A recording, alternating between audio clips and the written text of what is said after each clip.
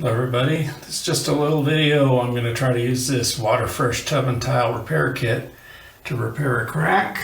As you can probably see right there, that appeared in our shower, and more later.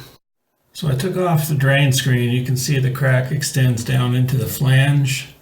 So what I have to do, I think, is to build this area up here a little bit.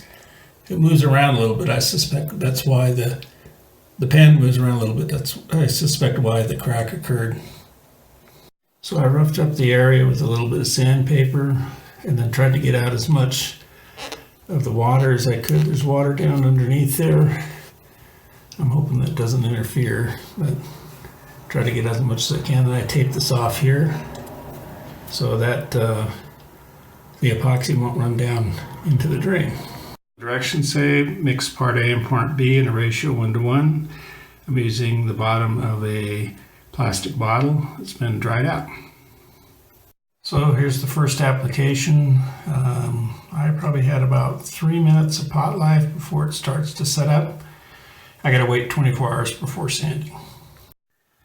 So this is the next day and what the final patch looks like. You can still see right around the edges. I could feather that a little bit more, but I don't want to reduce the strength of the joint.